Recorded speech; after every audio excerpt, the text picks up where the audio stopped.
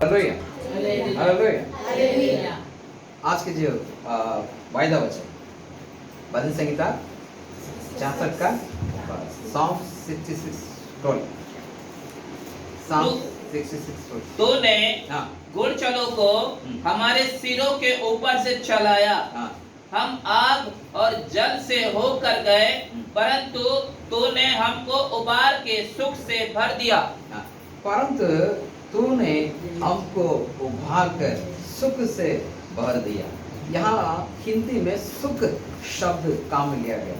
यदि यही चीज में आपके अंग्रेजी में इस प्रकार से लिखा है कि इस प्रकार से लिखा हुआ है, मैं आपको पढ़ता हूँ। You let people ride over our heads.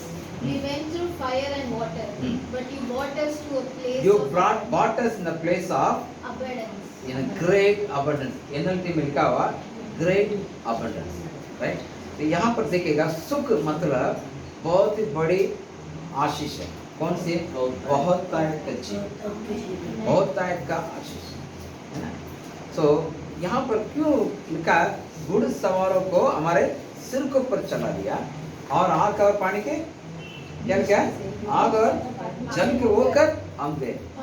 एक ये इसका जो भजन संहिता के लेके इस प्रकार से कहता है, ऑलरेडी बाइबल में लिखा हुआ, कोई भजनकार के बारे में लिखा हुआ, लेकिन कोई कहता है ये मूसा का भी कह सकते हैं या दाऊद भी लिखा हो, मालूम नहीं, लेकिन इसमें किसी और का नाम दिया गया या अलग अलग रहा है, क्योंकि सब भजन संहिता को कौन लिखा कहीं लिखा, उसका जो ऑथेंटिक जो उसका जो समय को ऑथेंटिक करने में थोड़ा दिक्कत आता है, राइट।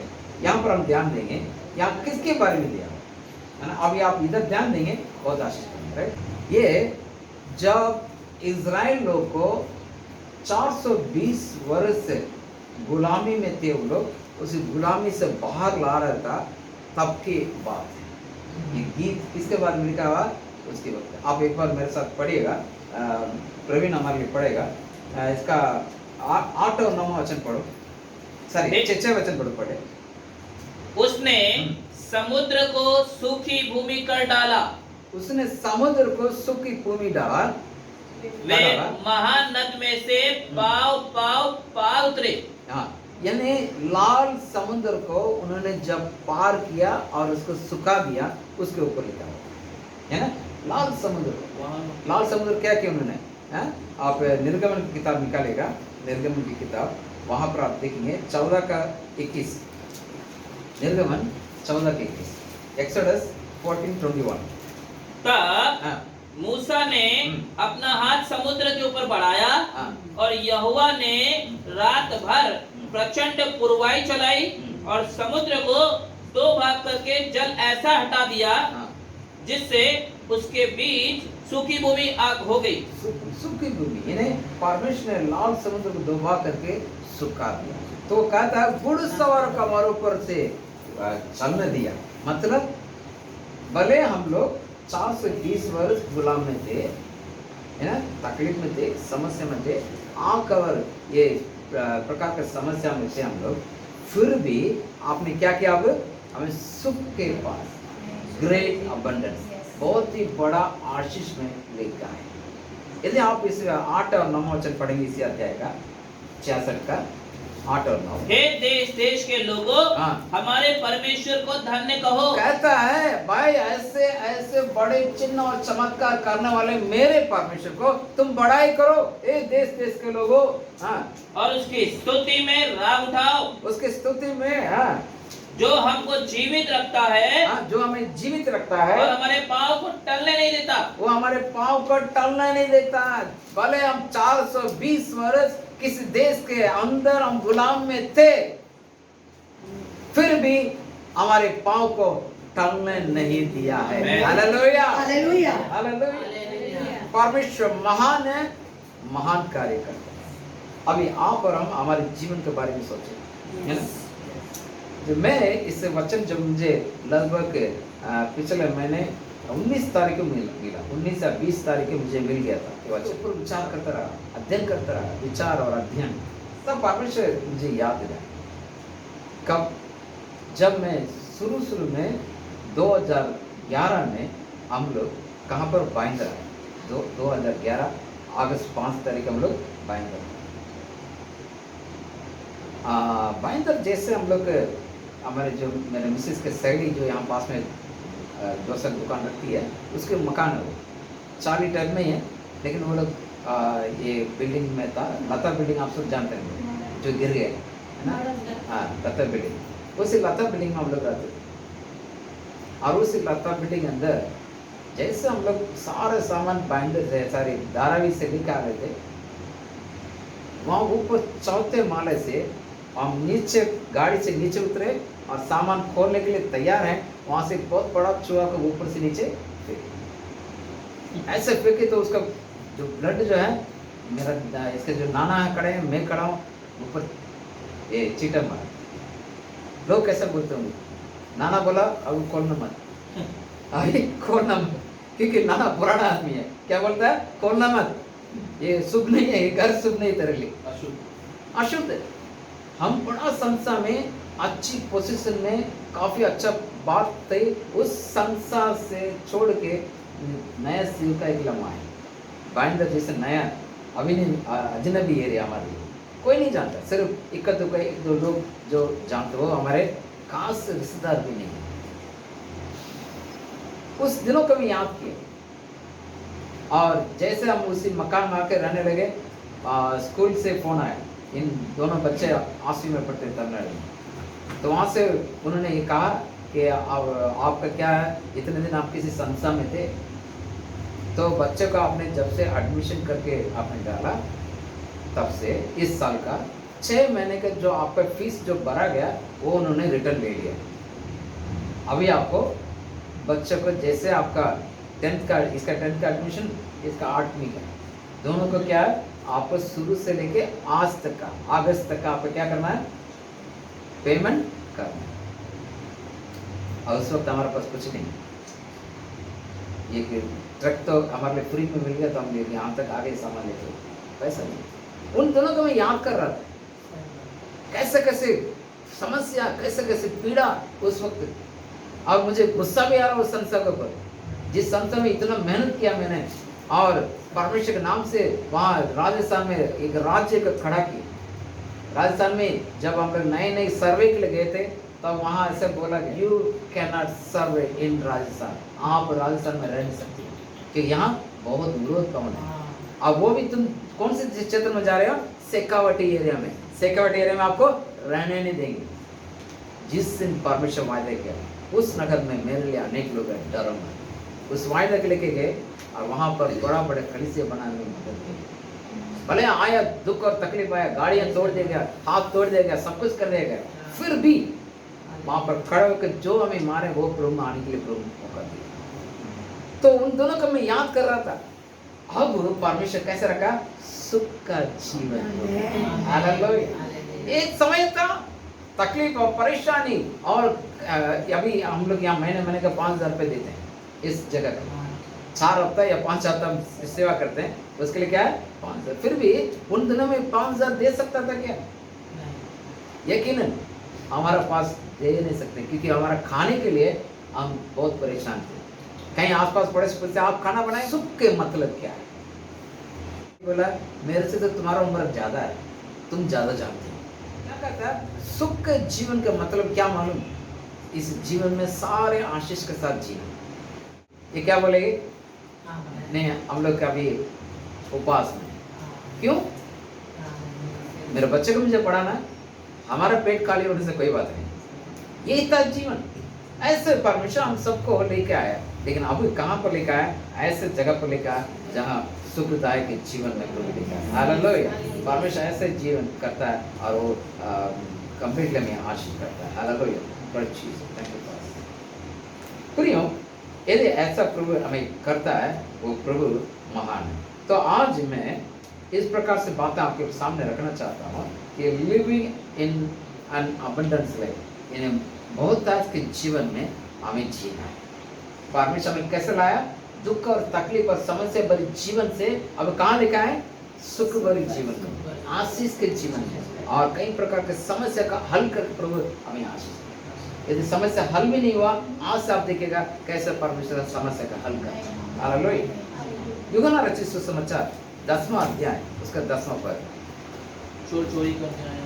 हाँ बोले पढ़े।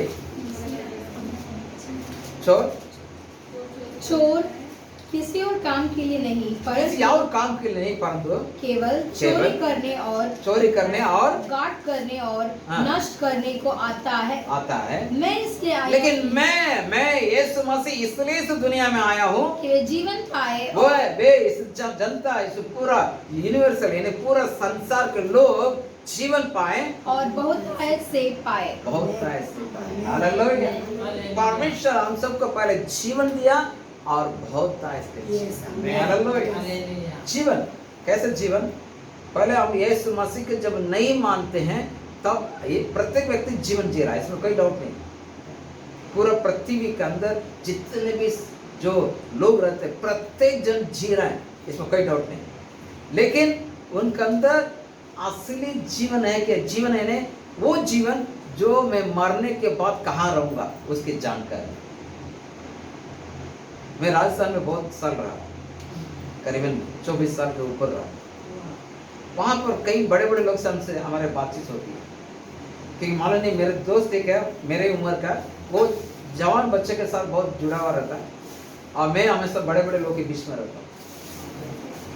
और मालूम भाई क्रिकेट खेलने के लिए कुछ टीम लेके जाता है, मेरे पास कम से कम 50-60 बूढ़े लोग रहते हैं। मेरे पत्नी से बात कर लीजिए कि वो छोटे, वो उसका जो शादी करके आई, ये उसका हिंदी नहीं आती थी, तो वो देखते तुम्हारे कुछ इतने बूढ़े लोग क्यों आते, कि वो समझते ज्ञान की बात इनसे मिलेगा।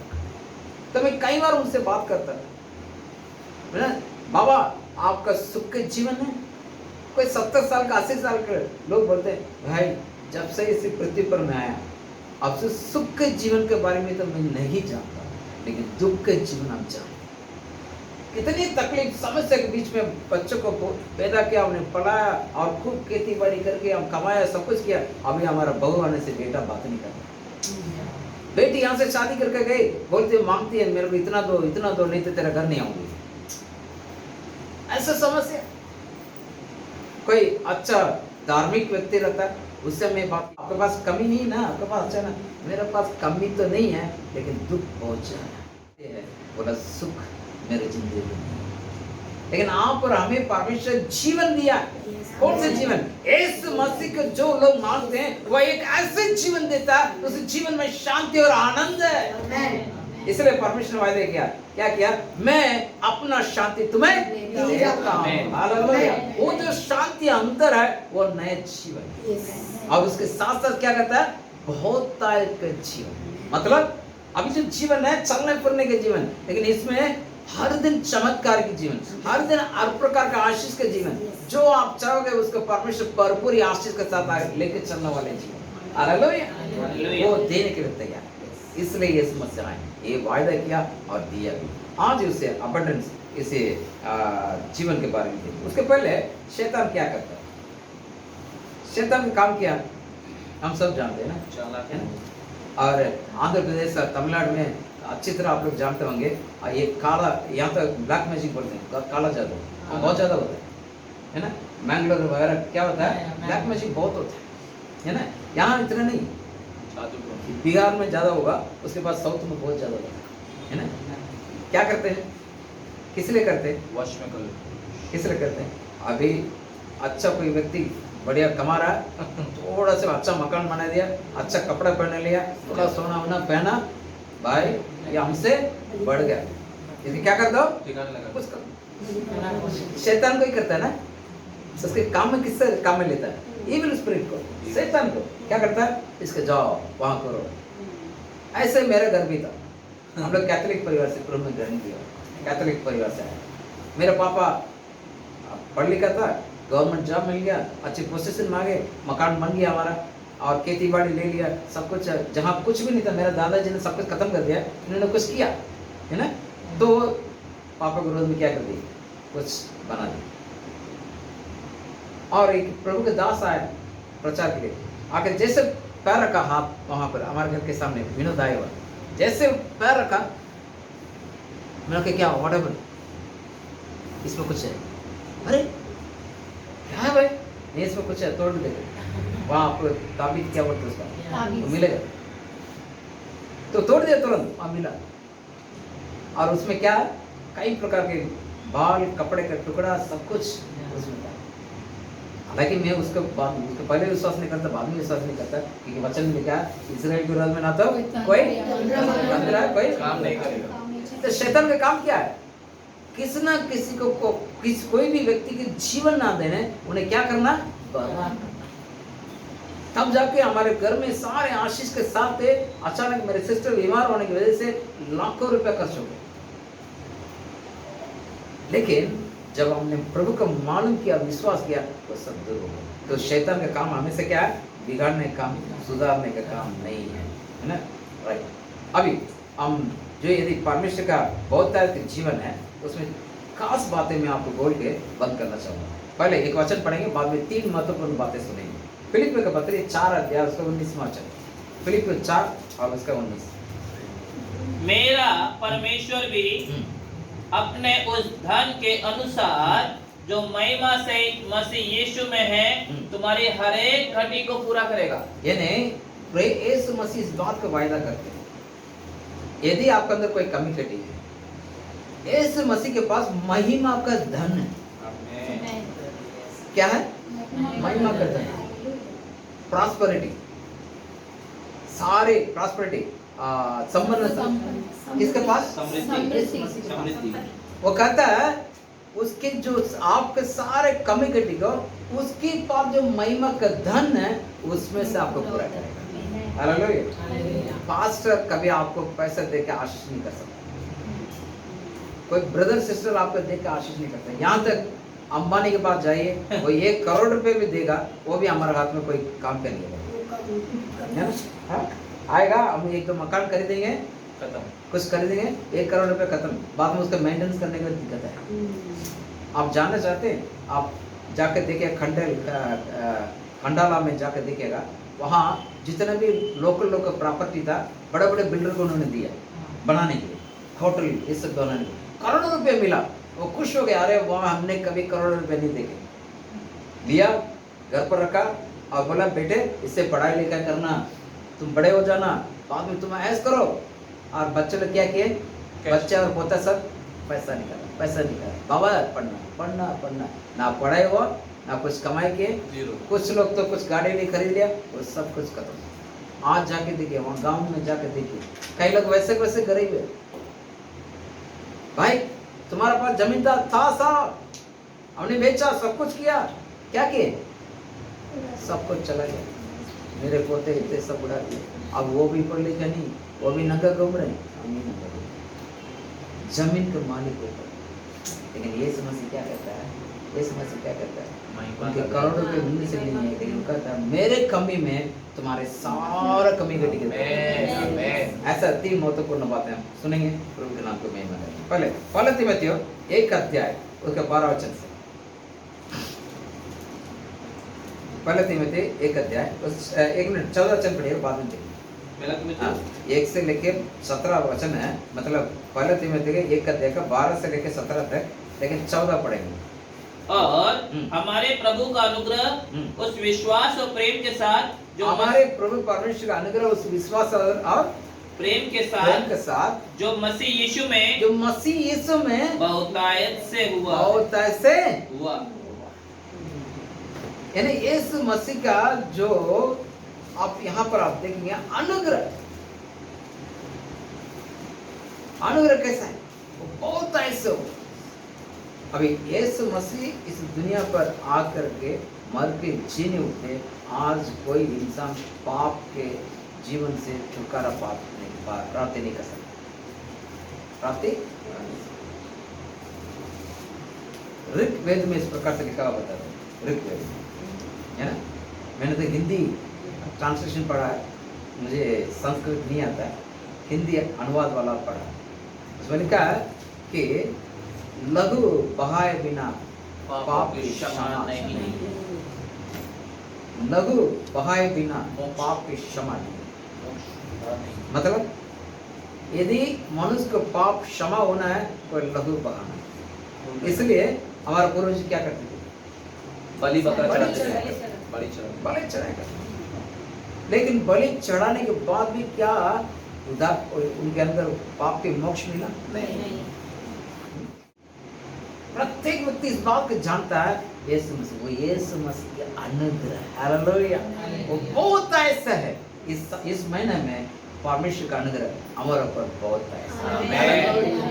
आपके सारे दुख और समस्या मिटते हुए सारे आशीष में बदलते आते हैं। आपकी बीमारी सब दूर होकर के आप एक स्वस्थ अवस्था में आप दिखाए, है ना। अगले बार हमारे सेठ फोन करेंगे, आप कूद के जैसे बछड़े जैसे कूद के आप भागोगे, बोले हाँ विनोद भाई मैं आ रहा हूँ। क्यों? कैसे? मैं बीमार नहीं हूँ। मैं कौन हूँ? मैं एकदम आरोग्य हूँ, मैं प्रभु का बेटा हूँ, बीमार नहीं हो सकता, है ना। चक्कर तो वो तो होगा इस मौसम में, कहीं मुझे भी क्या अभी एक हफ्ते से थोड़ा पेट का समस्या था, है ना। पेट समस्या होते हुए मेरा पूरा शरीर में काम नहीं कर रहा। तो प्रिय ये सब होता जाएगा, लेकिन हम यीशु मसीह में अबंडन अनुग्रह दिया, इन्हें बहुत है इसकी अनुग्रह दिया। यिर्मयाह की किताब 33वां अध्याय 6 से लेकर 9वां वचन तक पढ़िए।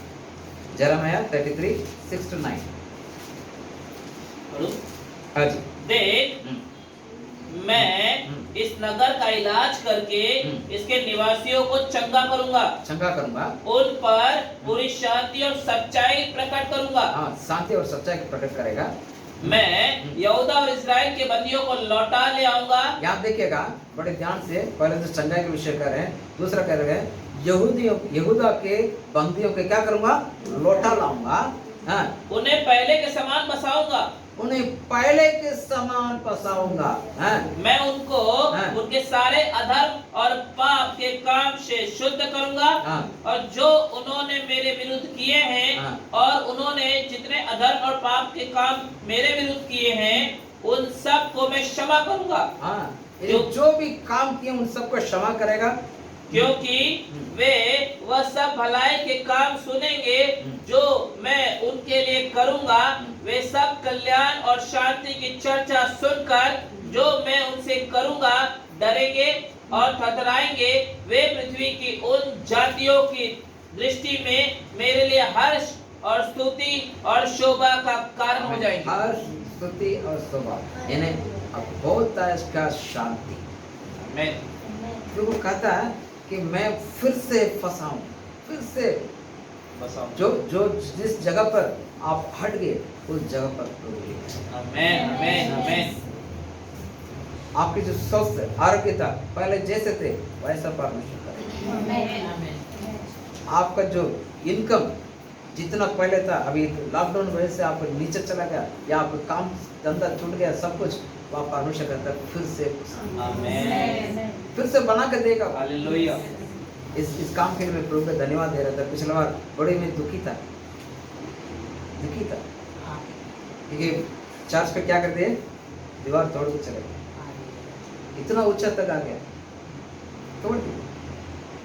बाद में पता चला ऑफिसर तो बोल रहा हमारे क्या लेने देना, तुम पहले इनको संभाल, है ना, इनके संभाल, इनके मैनेज कर। हमने सोचा ऑफिसर आके तोड़ देगा, बोलते अरे इनके संभालेगा। बड़ा दुखी हो गया, परेशान हो गया। तब परमेश्वर मुझे ये वायदा दिया, फिर से क्या करेगा, बना के देगा। हालेलुया। चर्च जो हम बांध रहे हैं तो चर्च पक्के तौर पर बड़ी सुंदर तरीके से बनेगा। और आज सुबह आते हुए कुछ खबर दिया, जिस व्यक्ति के लिए हम ढूंढ रहे हैं, जाल घिसा रहे हैं, आज मिला, है ना, मंगलवार को मिलने के लिए। Praise the Lord. परमेश्वर बड़ा कार्य करेगा। प्रियो, इस बात का विश्वास करेंगे कि परमेश्वर इस साल में, इस महीने में क्या है, कि भरपूर शांति से करेगा, भरपूर शांति। जिसके पास शांति नहीं है, परमेश्वर वायदा करता है भरपूर शांति। और लास्ट में भजन संहिता 23:6, निश्चय भलाई और करुणा जीवन भर मेरे साथ साथ बनी रहेगी और मैं परमेश्वर के धाम में सर्वदा वास करूंगा। तो यहाँ पर आप देखिएगा परमेश्वर का वचन कहता है निश्चय भलाई और करुणा जीवन भर मेरे साथ। भलाई आपके साथ। भलाई मतलब सारे आशीष, है ना, सारे आशीष। तो आपको गुडनेस मतलब क्या, गुडनेस, भलाई। अभी इस महीने में क्या हुआ, इस महीने में क्या हुआ, क्या बढ़ गया पैसा, क्या बढ़ गया, नहीं बढ़ा, पता नहीं आपको? हाँ कुछ चीजें का रेट बढ़ गया। 1 जुलाई से। हाँ हाँ 1 जुलाई से बढ़ गया। ठीक है ठीक है। अब बहुत कुछ सब कुछ बढ़ गया। जीएसटी बढ़ गया। जीएसटी बढ़ते हुए सब रेट बढ़ गया, है ना। तो लोग ये इंतजार कर रहे थे कि थोड़ा कम रहेगा तो अच्छा रहेगा, कम रहेगा अच्छा रहेगा। अभी गृहिणी से आप बात करेंगे, वो बताएंगे गैस का रेट क्या है। हाँ बढ़ गई। गैस का रेट ये बोलते इससे तो बढ़िया लकड़ी लाकर जला लो। 1000 रुपये का पार हो गया। और कई लोग के घर में 24 दिन चलना बड़े मुश्किल है, 1 महीने तो पूरा होता ही नहीं, है ना, लेकिन इन सब के बीच में परमेश्वर कहता है कि मैं भलाई